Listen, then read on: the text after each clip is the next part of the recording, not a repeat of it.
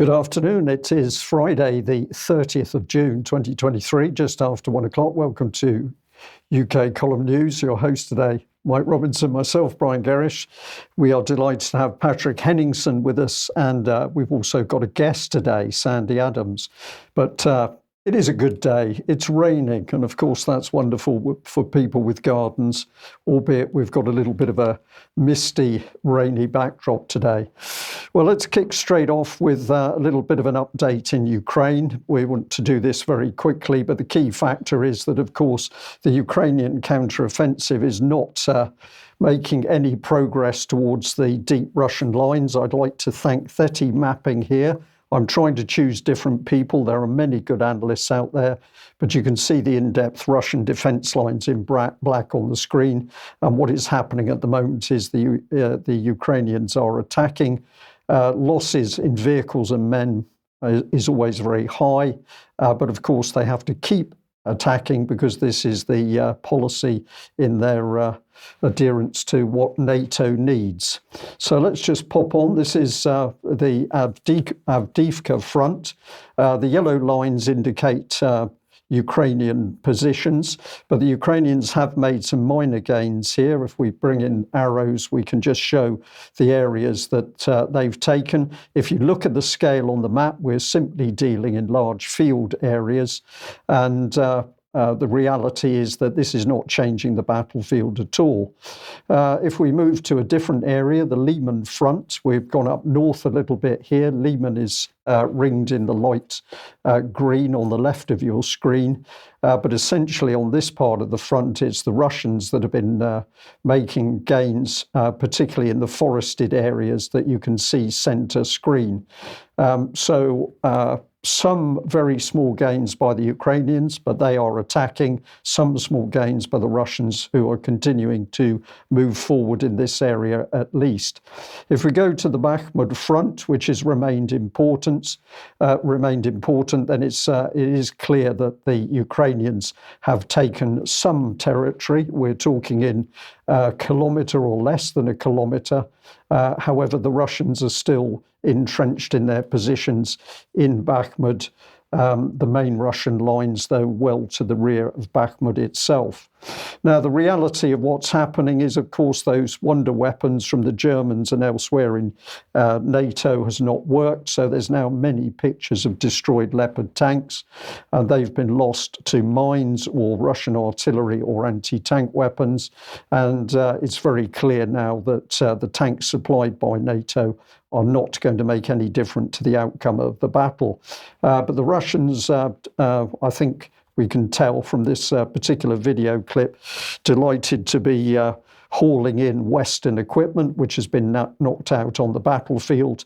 And if you think this is simply putting out the Russian line, well, let's switch to this report from Forbes, which is the reality. 25 tanks and fighting vehicles gone in a blink. The Ukrainian defeat near Mala Togmachka was worse than we thought. And this is really it and all about it, because the Ukrainians have had a huge loss in vehicles, and with that loss has come a huge and horrific loss in manpower. Some people are talking about casualties for the Ukrainian offensive so far as well over 10,000, but we need more reports on those. And I'll just also add that, of course, the reports of a Russian missile strike on Kramatorsk, that now does appear to have happened. It is almost certain that they hit one of the Ukrainian command and control centers, and there were not only Ukrainian generals present, 2 are mentioned, certainly in Russian reports, but there were also some 50 killed, including, it would appear, NATO and/or mercenary troops. So, and just to clarify, that was the pizza shop? That was the pizza shop. So effectively, people who were involved in the command center were obviously taking their meals in the nearby pizza house, but this appeared to become known to the Russians who targeted the whole facility. Well, let's welcome Patrick to the program and say Zelensky had a very special guest a few days ago.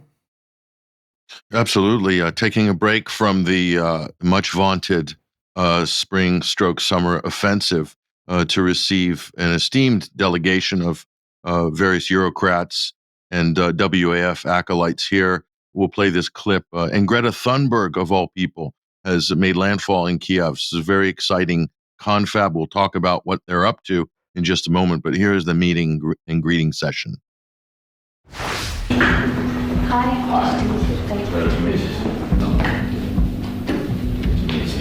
Please. It's really very important signal of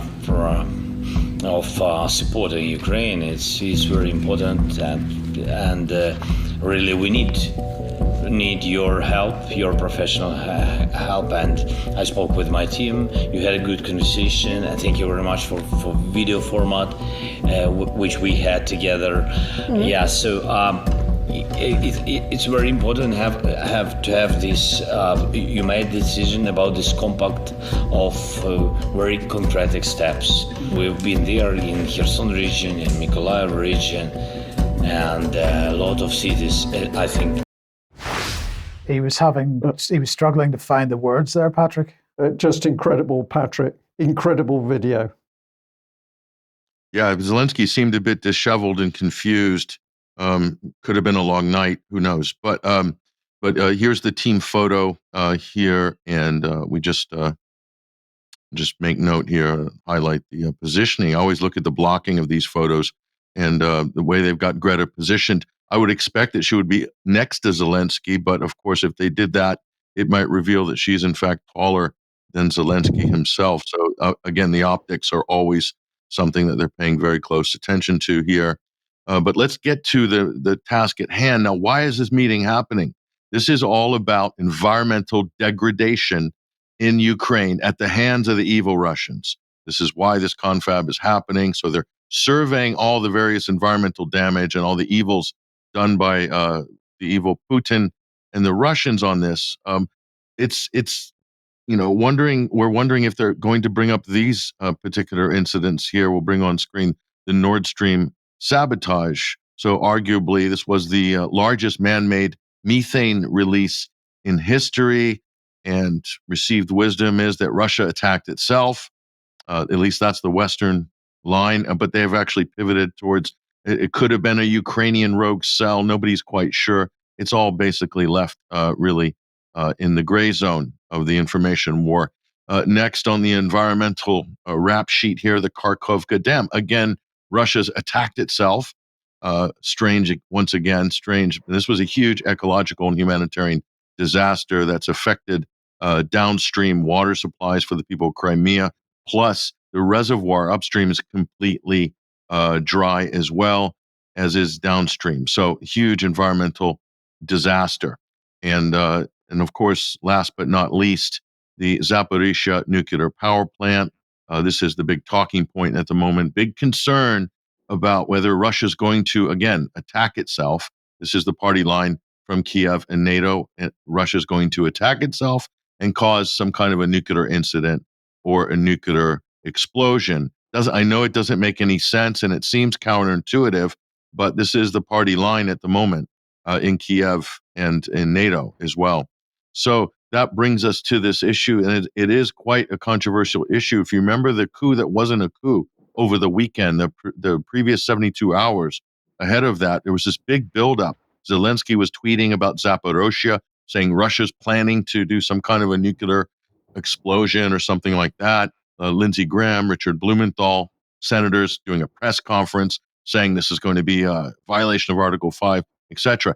It was building up to a crescendo, and all of a sudden, the oxygen was sucked out of it with the Prigozhin Russian MOD coup that wasn't a coup drama. So it's interesting, but let's look at the actual receipts here. Russia is actually on record. This is earlier. This was just about a week ago, asking the International Atomic Energy Agency to ensure the safety of this plant. Why? Because Russia's raising the alarm, and they showed them this at the inspection, which we covered 2 weeks ago, that they've urged the IAEA to ensure that Ukraine does not shell the Zaporozhye nuclear power plant, because they showed their representatives the damage caused by Ukrainian shelling just recently. So this has been made official. So there's a bit of a battle going on here with propaganda and counter propaganda, you could say. But looking at the receipts, we saw the footage. It does seem like Ukraine is shelling the plant and has been doing for quite some time. That plant's being guarded by Russian troops. So Russia has control, operational control of their nuclear power plant in Zaporizhzhia. There's only one reactor that we know of that's still working, but it's not at 100%. Russia has also been moving spent fuel rods and waste from the facility to avoid any type of incident, of course. But again, discard all that. The received wisdom in the West is Russia's planning to attack itself. I know it's strange. So, but this is the story that didn't get much press coverage, which I think is perhaps important. Russia has detained, this was last week, they detained smugglers. So Russian smugglers who had obtained Caesium-137 from somewhere, paid $3.5 million. And this is Russian, the FSB in Russia. They've detained it and they arrested these people, a kilogram Caesium-137, on behalf of a Ukrainian citizen. And the implication here is that this is going to be used to make a dirty bomb. And so that's the accusation there. Of course, Ukraine has denied any wrongdoing in this. So this was interesting, the timing of this. So are we looking at a potential false flag attack here? I think it's worth raising the issue, of course. So, and again, no coverage of this in the Western mainstream media other than this Reuters article, which is actually syndicated from TASS News. But notice that Reuters did cover it. So that's significant, I think. But I would think the Western mainstream would jump all over this, don't you think?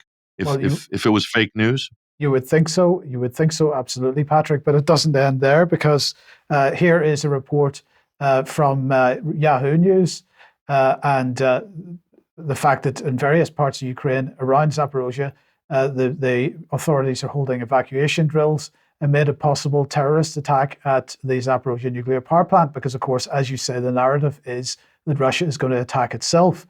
Well, it doesn't just end with evacuations. Here we have a little bit of video from a tweet where which you provided me earlier on, so thanks for this, where they are apparently decontaminating somebody and running exercises in decontamination anyway. But we should not forget that, of course, this whole narrative about Russia attacking itself with respect to the Zaporozhye nuclear power plant, the idea came from Russia in the first place, or at least this is where a lot of the sort of momentum for this idea came from in the Western press and so on. They published this in April, Dangerous Targets, Civilian Nuclear Infrastructure and the War in Ukraine. And they said Russia may manufacture a radiological incident at the Zaporozhye nuclear power plant or other facility to spoil a Ukrainian offensive. The West should make clear to Russia that any such incident would be followed by a massive response to mitigate damage. Well, one thing that this report seems to have fed into then was the congressional resolution that Lindsey Graham and Richard Blumenthal introduced on the 22nd of June. And they went as far as to say that if Russia used nuclear weapons in Ukraine or attacked the Zaporozhye nuclear power plant, it would effectively result in Russia being at war with NATO and so on. So they were attempting, I guess, to bring Article 5 back into the picture again. But if we come back to this Yahoo News article again, I just wanted to highlight that, of course, they didn't write this because Yahoo News doesn't write news. They syndicate from various other places. This article originally came from the New Voice of Ukraine. And so I just wanted to highlight this particular website.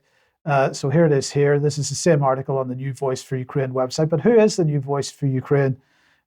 They say about themselves, NV is an independent media holding founded in 2014 by a team of professional journalists. Today, the holding includes the NV Weekly News magazine, the NV.ua news website, the Radio NV nationwide talk radio station, and panel discussions. The New Voice of Ukraine was launched as the English version of NV.ua website in early 2022. But who are they working with? Well, let's have a look. The usual suspects. So we've got The Economist, the New York Times, the BBC, Deutsche Welle, and they say that in addition, we operate with the Aspen Institute Kiev, Deloitte, Hay Group, the European Business Association, the American Chamber of Commerce, Internews, Content Fund, the US Embassy of Ukraine, and the International Republican Institute. So Patrick and Brian, Patrick first. My first question here is, this article that was published about the evacuations and so on seems to be, Yahoo is the only Western media organization that has picked that up, but it's come from this organization which seems like it's heavily supported by other Western media organizations, so it can't be independent. But again, it sort of feeds the narrative that the Russians are about to attack themselves. So if there is an incident involving Zaporozhye, then undoubtedly this article is going to frame some of the explanation for what's going on there. Yeah, what Yahoo News has done is they've carved out a whole piece of prime real estate right across their whole website for the new voice of Ukraine. So this is clearly a propaganda outlet construct. If you probably look at the funding, I'm sure there's Soros money, U.S. Embassy, et cetera, maybe even BBC Media Action. I wouldn't be surprised. But Yes. this is just a propaganda window that's carved out of Yahoo News. Amazing that a major mainstream outlet would allow such partisan propaganda to be parked all over its website like that. Yes, and go ahead. Well, I just wanted to add, you picked up quite rightly BBC Media Action there, just to remind viewers that it was BBC Media Action with Deutsche Welle, that was the German company shown on screen there, that set up Suspilny, the Ukrainian government media. So it's a pretty poisonous little nest. I just wanted to highlight this from Rebecca Harris, Member of Parliament for Castle Point, because she says that we've got to, whenever we want to support Ukraine, we've got to stay safe online. And one simple step is to make sure we only go to the proper sources, including the Kiev Independent and the New Voice of Ukraine. So those are the key places to go. But Patrick, let's move on then to this. Ukraine, also from Yahoo, Ukraine to hold elections after the war ends. Does that mean they're not holding any elections in the meantime? Well, we've been told that this war is all about we're fighting for democracy, right? In Ukraine, this is the raison d'etre, isn't it, for the whole proxy war, NATO's efforts and everything. So apparently, they're not going to be holding any elections in the near future because Zelensky has decreed that there can't be elections. I guess it's in the constitution of Ukraine. There can't be elections if there's martial law, and martial law will likely be renewed in August. I think it's on a 90-day rolling renewal, and he claims that it's probably going to be renewed. So they're only going to be able to have elections after they win the war. Okay, so this is a little bit disturbing because there's really no military path to victory that we can see. Obviously, looking at our coverage over the weeks, that becomes pretty clear. And we're not the only outlet saying that. And at the same time, there's no moves for negotiations, not by any of the NATO partners, nor from Kiev itself. So again, this is going to be an open-ended conflict. So there's to speak of, no democracy on the cards for Ukraine. And to add to that, churches are being shuttered, who are being suspected of being sympathetic to Russia, major religious bodies and churches. The media has been taken under state control. Any independent media that don't comply are shut down. Journalists are being imprisoned. Not just Gonzalo Lira, who we've mentioned previously, the American journalist in Kharkiv, but also numerous Ukrainian journalists who were nabbed at the onset of this conflict back in 2022. So not only that, we have forced conscription of all men 18 to 60 years old, and a lot of these are from ethnic oblasts as well. They're not from Lviv. They're not doing as much forced conscription on the streets of Lviv. So you could say there's a bit of an ethnic cleansing operation going on in that respect. So all in all, this is not a good look for democracy in Ukraine.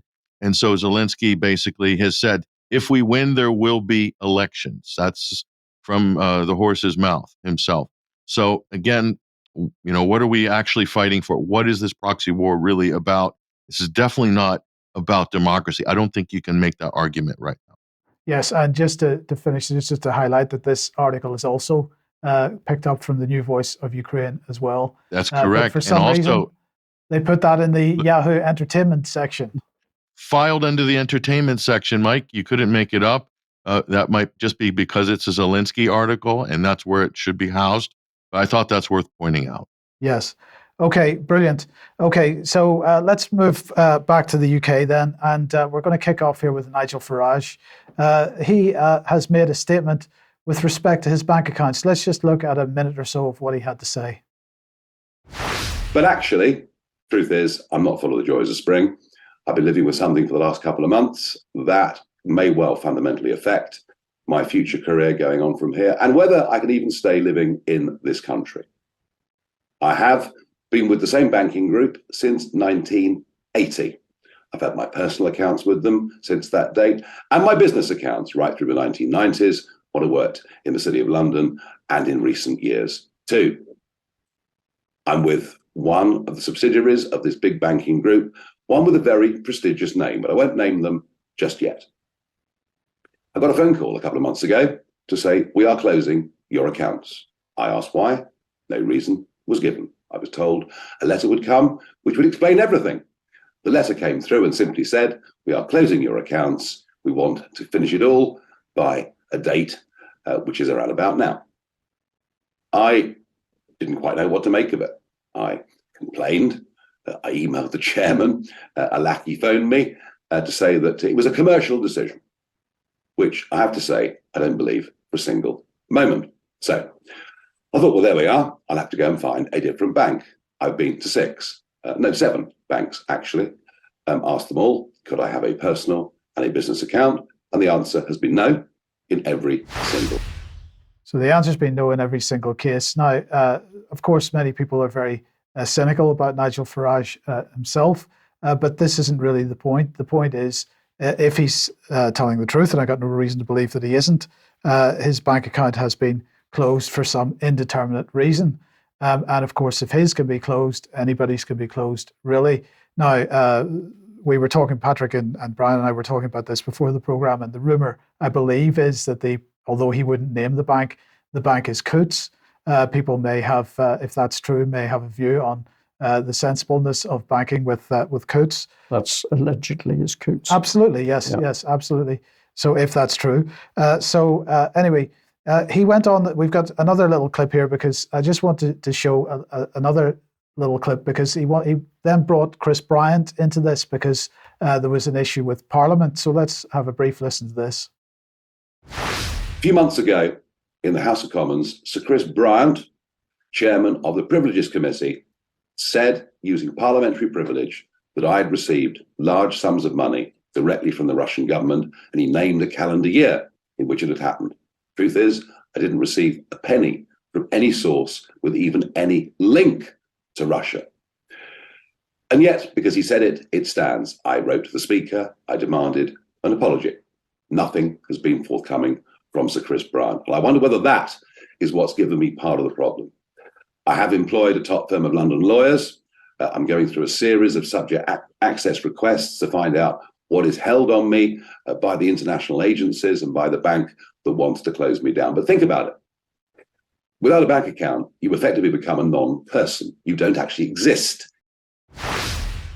So there's two issues there. The first is that Chris Bryant, Sir Chris Bryant, now has apparently made a statement about him. And of course, what may have happened is that this organisation may have put a tag on his bank account. Therefore, this is CFAS, which is all about fighting fraud and financial crime together because of this alleged contact with or money coming from the Russians. If there's any evidence for that, it certainly hasn't gone through any due process. But if he's known about this for a couple of months, it's perhaps unfortunate that he didn't highlight this a few weeks ago, because that would have given people even more opportunity to get their responses in for the consultation on the digital pound. Because as he said at the end there, of course, this effectively removes people from society. If they don't have a bank account, they can't take part in society. It becomes very difficult for people. And if we also remove cash from the picture, then it becomes, in fact, impossible for people. So that consultation, just a final reminder, ends today. So if anybody wants to take part in that, in light of what Farage has talked about, then that might be a wise thing to do to get it in today. Yeah, before and it I just add, I think I'm correct in saying that Chris Bryant in his day was very big in common purpose, so he was a future leader. Now we're starting to see what sort of leadership that involves. Yes.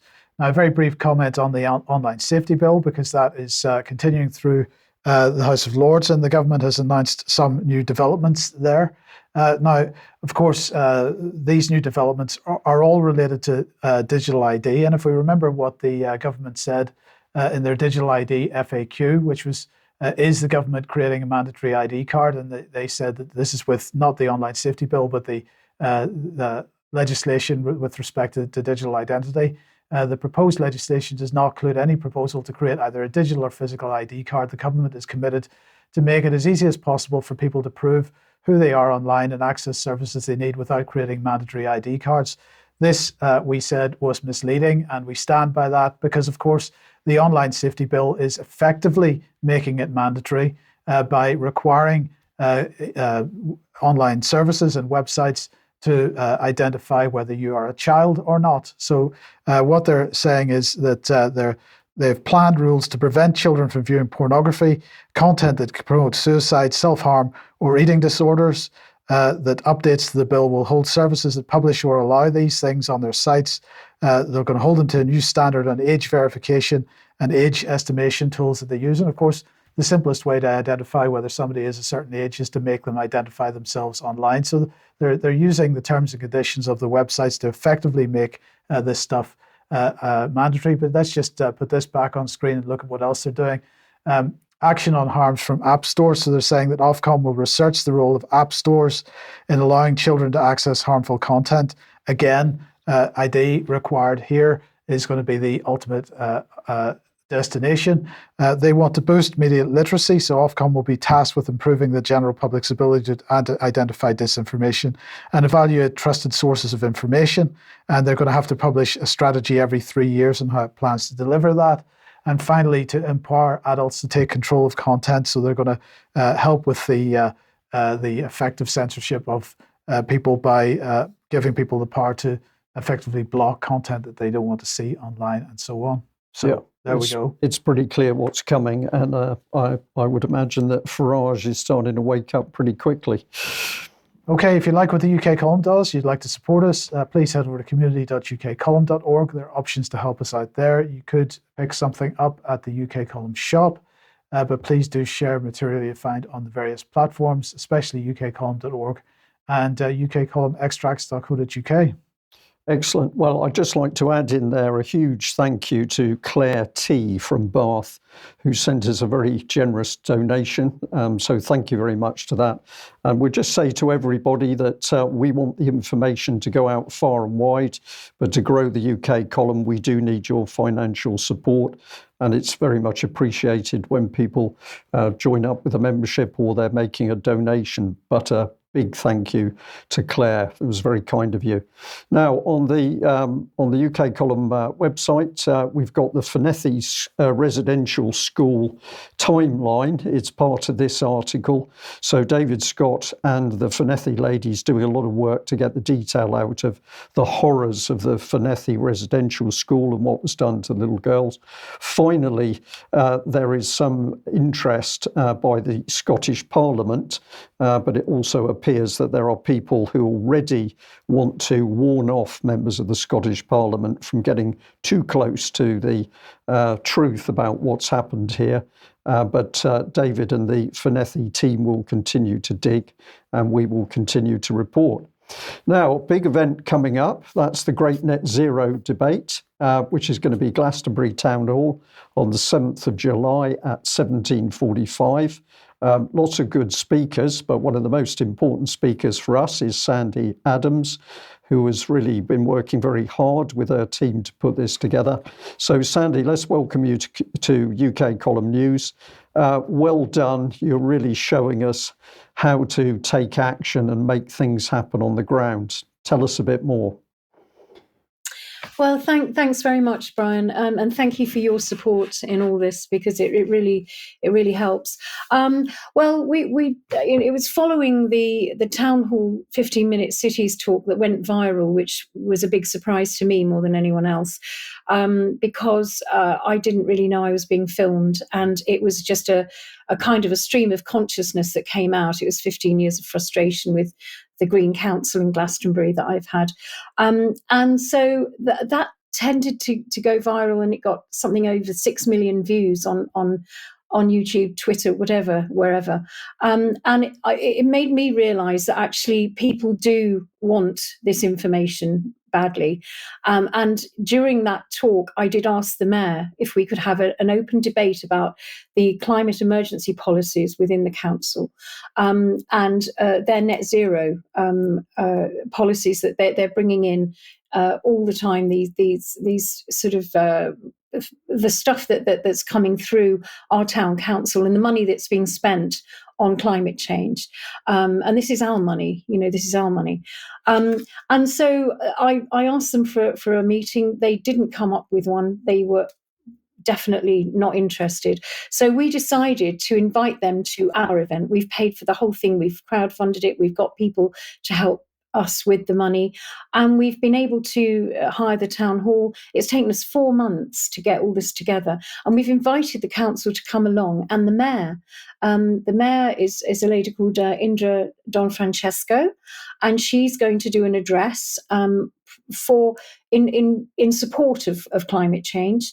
And we have, and there's other green councillors coming, and we've got 2 climate scientists to give the reality of climate change. We've got a chap called Peter Taylor, who wrote a book called Chill in the early 2000s. I don't know if you're aware of that book, but it was a very interesting book that he wrote. And it was to do with the fact that he worked for the United Nations for a period of time, and was in, sort of as a consultant to the IPCC. And he realized quite a way in that all of their information was not quite right. So he wrote a book called Chill. It was called A Reassessment of Global Warming Policy. Because for a while he was vilified by the whole academic, sort of all the people that he'd been working for, including the United Nations and the IPCC. So he was literally persona non grata, and he went to work then in the US for the environmental studies, and he decided that really his work was never going to be with the United Nations anymore. And he's brilliant. He's got 2 degrees from Oxford University, and he has really gone into the whole sort of cycles, the natural cycles that determine our weather, not the computer models, which don't actually understand the concept of cycles whatsoever. So he's really interesting. We've got a chap called Ralph Ellis, who's done a lot of work into tornadoes, and the precession of things like the modulation of ice ages via precession, and dust and albedo, which is something to do with the reflection of the sun's rays on certain surfaces. And he's an amazing polymath. He's a pilot, he's a climate scientist, he's a computer analyst, and he's a historian, an amazing chap, Ralph Ellis. So we've got those 2, and we've got somebody also talking about EMFs and a bit of 5G for a very short while, and also on how EMFs destroy biological systems like nature and human beings. And so that's really good, because I know that Indra, who is the mayor, is very interested in trees and conservation of trees, because she's really doing a lot of activism work. And the thing is that these people like Indra, who is our mayor, who is in XR, actually, they do, in a funny sort of way, they care about the environment, but they possibly don't have all the information they need, or to go on with this. So that's why we're talking about it. Yeah. Super. Sandi, really excellent. If we sum it up very simply, what you're doing is bringing experts together to really challenge the official line on matters to do with climate change heading into Agenda 2030. And that is going to be done with the public present. So that's a pretty powerful way. The UK column, delighted to help you get this streamed out at the time. It will be streamed out on ukcolumn.org/live, but I hope as many people as possible will get along to that. So Sandi, thank you very much for that. Now let's move on to France then, and of course everybody be aware of what's going on in France at the moment with huge riots again. This time as the result of a death at the hands of a policeman. The policeman now has been charged with homicide and is in custody, so we will see how that goes. But nonetheless, Patrick, obviously the situation in France is absolutely at boiling point, and anything that comes along is really triggering people out on the streets at the moment.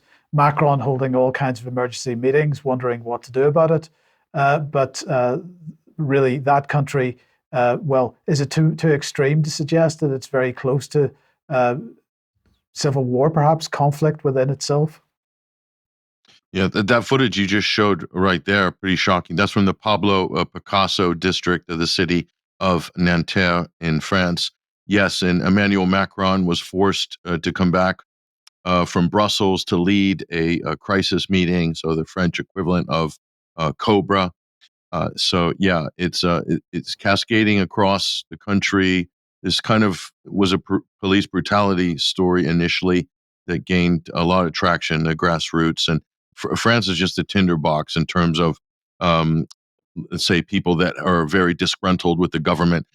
And you can say this is an extension of the vaccine passport, whole debacle for the Macron government and the widespread protests. That was an amazing movement that was even more diverse than the Yellow Vest movement. So all of these things have compounded, plus Macron's invoking the sort of judicial hammer, as it were, to bypass parliament for legislation. So that running kind of state of emergency style government, very unpopular president, doesn't have a mandate, and he still wants to crown himself emperor in the next election cycle. Yes. Okay. What can we say? Right. Okay. So, well, let's. Sorry. Yeah. Let's move on then to the United States, and you've got a headline from 21 Wire here. U.S. Supreme Court votes to end university admissions based on race. This is affirmative action. That's what most people will know this by. This was a policy that was implemented by JFK, of all people, in 1963. And it was designed initially to sort of balance out the representation of various races and ethnic groups and so forth. And it really held the day until 1996, when a number of court decisions, basically dropped it in California, Prop 209, and of course the Fifth Circuit ruling that banned it in multiple states. But since that time, universities have still kept this policy. And one of these universities is Ivy League Harvard, and there's others as well. But this particular case was brought against Harvard and the University of North Carolina at Chapel Hill. And the court confirmed that institutions like Harvard automatically awards racial preferences to African Americans and Hispanics while penalizing white and Asian Americans. And this brings up that issue of Asian quotas. This is the sort of policy at Harvard where they've discriminated against Chinese American students, for instance, in favor of other quotas for African Americans and Hispanics. And they go on. This is a landmark ruling, by the way. This policy has held pretty much firm in a lot of institutions for employment and for college admissions. The Harvard and UNC admissions programs cannot be reconciled to the guarantees of the Equal Protection Clause under the 14th Amendment, says the majority Supreme Court opinion. I think it was a 6-3 decision. So the other thing is, this is a legacy of Donald Trump's presidency, where he appointed a number of conservative justices, Amy Coney Barrett, Brett Kavanaugh, and so this is part of that legacy. So there's been a liberal court for the better part of the 20th century, second half of the 20th century. And now you're starting to see with the abortion Roe v. Wade ruling, plus this, the next one up is going to be Biden's student loan forgiveness. That's coming up. This is a very productive judicial session here for the Supreme Court, but it's raised the ear and the anger of progressives and Democrats, and also Joe Biden himself. I think we have Biden's comment on this, if we can roll that video. Where the student grew up and went to high school. It means understanding the particular hardships that each individual student has faced in life, including racial discrimination that individuals have faced in their own lives. The court says, quote, nothing in this opinion should be construed as prohibiting universities from considering an application's discussion of how race has affected his or her life, but be it through discrimination or inspiration or otherwise, end of quote. Because the truth is, we all know it, discrimination still exists in America. Discrimination still exists in America. Discrimination still exists in America. Today. So you had to repeat it 3 times. So the truth is, unfortunately, I'm going to have to disagree with the president. America has laws, and in fact, discrimination is unconstitutional. You can't find any real institutional examples of discrimination in America. In fact, of all the countries on the planet, it's probably the least discriminatory compared to other countries. So I don't know what the president's talking about, but these are the sort of dog whistle issues that is stock in trade for the Democratic Party, especially during an election cycle. So pumping up the fear that these racist laws are going to be passed if Republicans get into office. Social Security is going to be taken away from the elderly, and they're going to be thrown out on the streets in destitution, and all these sort of talking points. So Biden is at it again, basically. So apparently America is a racist country, but nobody can find any actual examples where racism is an institutional issue. It's just expected to be so through the rhetoric of the left in this case. Okay, thank you for that, Patrick. Well, of course, if that agenda is happening in the United States, it's certainly happening in UK. So let's have a look at this Sky headline here. Royal Air Force unlawfully discriminated against white male recruits in bid to boost diversity, and inquiry finds. And just a little bit of the story here is that basically a number of white male recruits exceeded the requirements in order to be accepted into the Royal Air Force, but they were rejected simply on the colour of their skin, their age and their sex. This has then broken surface. A senior officer had to also did step down in disgust of what was happening, but who is now squirming as he has to talk about it, it's Ben Wallace. Let's have a look at this little clip and listen carefully to what he says or doesn't say. They didn't lower the standard. They discriminated against those people that were applying who were above the standard. So our military output wasn't put at risk. However, the treatment of the people applying was wrong, unsatisfactory. I also think that the treatment of the officer who raised concerns and her very genuine worries being ignored was something that needs to be looked at considerably about why she was ignored, why indeed she was put under that pressure. And I don't want to see anyone put under pressure to do something like what we've seen in the RAF, but I have committed that I will be publishing almost in full the whole report, I think as full as I can publish it, and then we can discuss about what happens next. So there he is, Ben Wallace, squirming, but of course the output of the military was put at risk because better qualified candidates were rejected simply on the basis they were white, they were male. So he's not telling the truth there. But did you notice he couldn't even refer to white male candidates? They were changed into the people. Well, of course, with his hand on the tiller, the military in UK is dissolving under the weight of the woke agenda. I went and had a look at the Ministry of Defence Twitter page earlier today, where I found this: "Let's talk pride" with Flight Lieutenant Louise Tagg.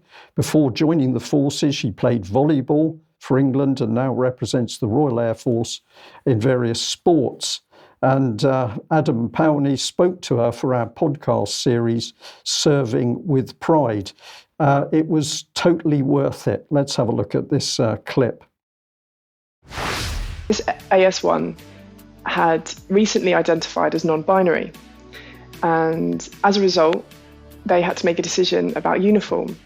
But they were also incredibly pleased that they were even given a choice. So during the march, I was talking to them about the uniform, and they said, "Oh, I've chosen to wear the male uniform because for me that just feels like the right thing to wear." And it was incredible to see how just something as simple as changing their uniform, changing from a skirt to a pair of trousers, made them feel so much more at home and so much more relaxed, and that showed on their face. And throughout the whole march, they were smiling, they were happy, and you just think, if all we had to do was change one piece of uniform to get that reaction, it was totally worth it. Well, Patrick, I've got to say, I've heard that the Russians are absolutely terrified, having seen this particular clip. So we are to believe that the armed forces are now at a stage where if somebody doesn't get the right pair of trousers or dress, they could be unhappy, and that would mean that we can't fulfill the function of defence. This is woke, gone completely mad. I've watched that little clip several times. I think it's utterly amazing that we've sunk to these levels. And well, they should be. The Russians should be concerned about this. This is a major challenge to the military dominance on the battlefield, but no problem. They can still deploy the Unicorn Brigade and Sarah Ashton Cirillo there in Kharkiv. Perhaps they can join forces. Maybe the RAF can join the Unicorn Brigade and do a little recon on the front lines. I don't know. Yeah, well, unfortunately, I do know, and it will be happening already. But of course, the woke agenda isn't just in the military, it's also in our schools. And let's have a look at this tweet from Andrew Bridgen here. He says he's been informed by former colleagues in the Conservative Party that their whip's office warned them not to vote for my child protection bill. So once again, we're getting a glimpse that if we look at the Conservatives at least, basically we're not going to get any protection for children. On the contrary, they're going to go the other way. Let's hear a little bit about what Andrew Bridgen had to say in the House. Andrew Bridgen. Madam Deputy Speaker, I seek leave of the House to bring in a bill to prohibit the promotion of social transition practices in schools, to require schools to inform parents if their child has indicated an intention to pursue or has commenced social transition, to provide for a right for parents to access information about lessons in schools, to make provision about the teaching of the concept of gender identity in schools, and for connected purposes. Madam Deputy Speaker, the issue I bring to the House today needs a bill, the very necessity of which is both grotesque and revealing of an absurdity, that turning a blind eye to the real-world effects of what seemingly good faith legislation has had on our education system, schools and society as a whole. So we may all be clear on what the proposed bill refers, let me start by defining the terms mentioned. Gender identity is the theory that, though we may be biologically male or female, the more important characteristic is what we actually feel like on the inside. Social transitioning is the conscious act of self-rejection of our biological reality. Cases of this happening used to be one of the clearest examples we've ever had of an exception that proves the rule. I'm sickened to say that under all our noses, members of society, either politically or educationally tasked with helping bring up our children, have turned raising the next generation into a science experiment. Well, couldn't say it better, but at least we've got Andrew Bridgen speaking out. As somebody said in the chat box just now, it's almost like he's the only MP brave enough to speak on anything in the House. But he was challenged pretty viciously by this man, Ben Bradshaw, the MP for Exeter. Evening Standard a little while ago had this headline: trans community even more set upon than gay and lesbian people were, says MP. And he apparently hopes that the UK Parliament will soon have a trans MP. So the Tories ganged up on Andrew Bridgen, but we also had Ben Bradshaw ready to leap in and help crush what Andrew Bridgen was trying to do. Now, I'll just add in here that yesterday I was able to do another interview with Kim Isherwood from Public Child Protection Wales. Really interesting discussion. She was reporting how they are getting on in challenging this terrible agenda in schools. And of course, we very quickly got into the power of the woke agenda and how it is unleashing its destruction really across UK society. That can be no accident, but we'll have that interview up on the UK Column website as soon as possible. Okay, let's move on to aspartame then. So here it is. And of course, this is the artificial sweetener, which is in just about everything these days and has been for many years. Well, the World Health Organization, and people will understand people's cynicism over that, but nonetheless, they have at least the International Agency for Research on Cancer is about to publish the results of 2 evaluations on the potential causation of cancer by aspartame. So just wanted to remind everybody how this particular artificial sweetener came about, because the story is very interesting. So let's just have a look at this. The product was accidentally discovered in 1965 by a scientist from Searle, the pharmaceutical company. He got some on a thumb or a finger and licked his finger and discovered how sweet it was. This sweetener was not the purpose of it, so that was forgotten about from 1965 until the late 70s, when the idea of artificial sweeteners was gaining traction in society, and Searle thought, well, hey, we've got a product which might work. But at the time, the Food and Drug Administration said no. They refused approval because it might induce brain tumors. So there's definitely consideration that there was a link to cancer at that time. But the famous Donald Rumsfeld rode to the rescue because he was the chairman of Searle at the time. He had not yet entered government, and he decided he would call in all his markers, as he described it at the time. And of course, those markers were called in just in time for Reagan to become president and for Donald Rumsfeld to be chosen to be part of Reagan's government. And Rumsfeld chose, in fact, who would sit in the transition administration as the members of the Food and Drug Administration panel would make the decision. And so Rumsfeld chose who would be the FDA chair. And the FDA then went ahead and approved aspartame, doing a 180-degree U-turn overnight, effectively. And then, subsequently, several FDA staff left their posts within the FDA in the subsequent years and got new jobs at companies associated with aspartame. And just to give some impressions of this, Sherwin Gardner, for example, he signed to approve aspartame and then left to become vice president of the Grocery Manufacturers of America, which is a huge distributor of aspartame. Dr. Howard Roberts, he worked closely with the Public Board of Inquiry and left to become vice president for science and technology at the National Soft Drink Association. Stuart M. Pape, I guess it is, was special assistant to the FDA commissioner from 74 to 79, and then left to take a position with the law firm Patton, Biggs and Blow, a firm that worked closely with the National Soft Drink Association. And Robert A. Domer worked as a trial attorney for the Health and Human Services and was involved in several cases related to aspartame. He then left to work for a law firm that provided legal advice to Searle. So it all worked very well. Donald Rumsfeld's absolutely key to getting the approval. But we've got to remember that the FDA then subsequently published this. Sugar substitutes, Americans opt for sweetness and light. And we just take a quick look at one paragraph from this. The aspartame controversy. While questions about saccharin may persist, the safety of another artificial sweetener, aspartame, is clear-cut, say FDA officials.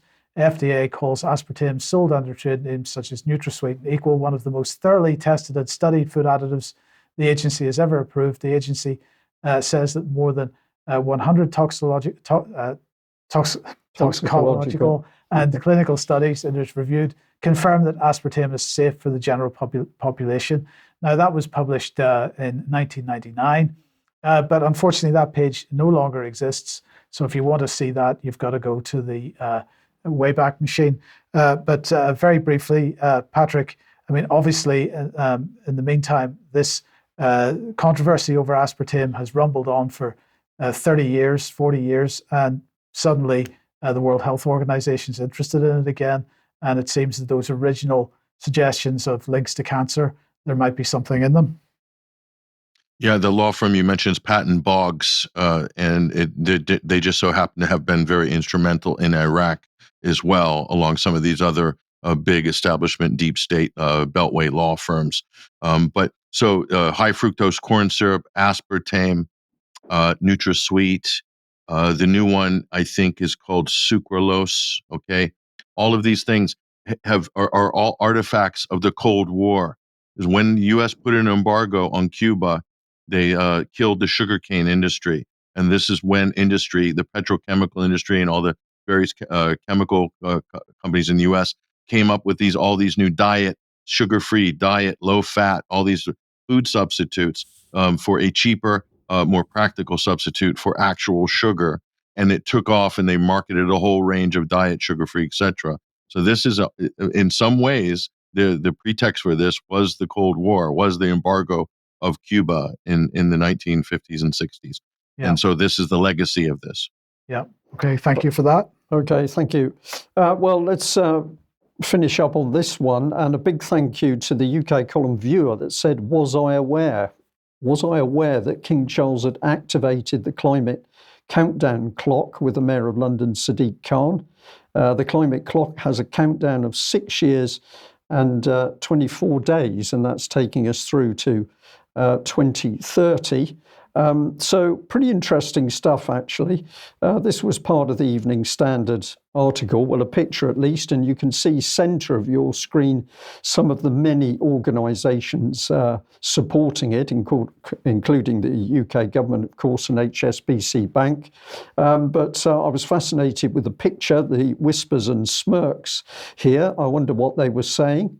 But what was extraordinary is if you went looking for this major event, I mean, the King was involved, so it's got to be a major event, absolute silence from the BBC. And I just wonder whether the BBC has got squeamish because so many people are very concerned about Charles' relationship with the World Economic Forum and Mr. Klaus Schwab. So I can't explain this. Have I missed it on the BBC website?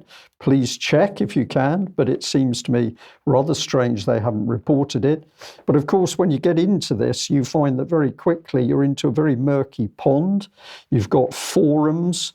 You've got contractual partnerships with the UN. There's talk about all the actors involved. Global mayors are involved in this. And of course, Mark Anderson has been reporting all of their works on UK column for quite some time. And altogether, they are clearly working in a common purpose. Well, from the article, Nick Henry, the CEO of Climate Action, was quoted. He said, "We're honoured to be joined by His Majesty the King Charles at the Climate Innovation Forum for the National Climate Clock Switch On during London Climate Action Week. This powerful illustration of the scale of the climate emergency also reminds us that there is still time to avert the disaster." Now, I've put in there, be afraid, very afraid, because this is how I read everything they're pushing at us, that we've got to be afraid of what's happening. Well, that's according to them. We need to align all actors. Here they are, government, cities, investors, businesses, and civil society to move at speed and scale. So there he is declaring what is obviously the common purpose of this group of people. And if we add this one in as well, he said it's vital that we embrace the pro-growth opportunity of the net zero transition and turn ambition into transformational action. And I interpreted that as the Great Reset. Just very quickly, because we're getting short of time, Sandi, I'll just ask you for a very brief comment on what you think. Well, it's another scaremongering tactic. I mean, how many of these deadlines have we had and they've passed? I mean, we're looking at 2004, Antarctica would be the only habitable continent by the end of this century, because if global warming remains unchecked. That was Professor David King, the UK's chief scientist, in 2004. I mean, if I had 50 quid for every deadline that we've been given, Al Gore, for instance, when he brought out Inconvenient Truth, said that there'd be no snow by, I think, no, actually it was David Viner that said there'd be no snow in 2000. And then in 2018, we had the Beast from the East. I mean, apparently children wouldn't know what snow was. We've had all these different deadlines with Al Gore as well, with the Inconvenient Truth, which was in the late 90s. So, none of these predictions have come true. So this is yet another clock. It's a clock, isn't it? Yes, it's not based on truth, it's fantasy, which is why they keep having problems with the deadlines. But let's just finish off, thank you for that. Let's just finish off the segment. Here's the great man talking again. We learned that Climate Action was formed in 2007 in a unique contractual partnership with the UN Environment. Climate Action's flagship event, the Sustainable Innovation Forum, now in its 9th year, is held alongside the annual United Nations climate change meetings, showcasing technologies, policies and finance to mitigate global carbon emissions. So King Charles is not working in the best interest of the country. He's working absolutely with these agencies, and I think he needs to be held fully accountable. But according to his Twitter page, he's been speaking up for the planet for 50 years. Shame about the people living on the streets and people who can't feed themselves. But he's speaking up for the planet. But I couldn't resist this one, because now he's heading into space with Astra Carter. He's not only going to save the world, he's going to save space as well. And I think it would be good for him to go into space in order to sort his problem out. But this was part of the story, and I thought this was very significant. So this is a huge advertising agency, JCDecaux. And if we look in Plymouth, virtually every bus stop advertising hoard is owned by them, very high-tech digital. They're joining the Climate Clock Switch On. And they say that to mark this moment, a Climate Clock campaign across JCDecaux's UK digital screens has gone live. So what we're actually now going to see on the back of King Charles' work is brainwashing and fear spread across all of these hoardings right the way across the country. Pretty horrific, really. Yes. On that. Well, we just got one little video clip here that we're going to show. So Patrick, just introduce this, because Biden seems to be a naughty boy. John Solomon, Just the News, great journalist in Washington, D.C., through a recent deposition, was able to get documents for the investigation into the Biden crime family syndicate, found a phone number in Hunter Biden's communications, decided to call the phone number, and lo and behold, well, we'll let John Solomon tell you what happened. Here's the video. Before it was turned over from the FBI, there had been some documents that law enforcement had gotten through other means. And one of those documents got leaked to me, and it had a cell phone number that Hunter Biden was paid for. So I figured, oh, this is my chance. Maybe I can. I've been trying to get fair comment from Hunter Biden, so I'm going to call the cell phone. So I called the cell phone, and guess who picked up the phone? Oh, boy. Joe Biden. Joe? Joe Biden. What? Boy, was he shocked when he picked up the phone and found out it was me. He hung up pretty quickly. Quite incredible, Patrick. So that was a burner phone, which Hunter Biden was paying $300 a month, an international burner phone for the big guy, for Joe Biden. So, I mean, this till today, the president of the United States is carrying a burner phone given to him by Hunter to talk business. So, I mean, how long until the impeachment hearings? I don't know. But this could be one of those things that sinks Joe Biden's reelection bid. So, cue Gavin Newsom, exit. Yeah. Stage left. Yeah, brilliant. Okay, well, we'll talk about a bit more about that in Extra. Yeah. Pat, thank you very much. Thank you also to Sandi. I'm going to say there is Extra UK column. Extra is coming up shortly, so if you're a member, please join us for that. And Sandi Adams has kindly agreed to stay so we can have a bit more discussion about matters to do with climate change and Agenda 2030. We may mention the King as well, so if you can join us then. But I'd like to end just thanking again everybody that's supporting UK column and enabling us to function and actually grow. We really appreciate it. We'll leave it there. We'll be back with you very shortly. Bye-bye. Bye-bye.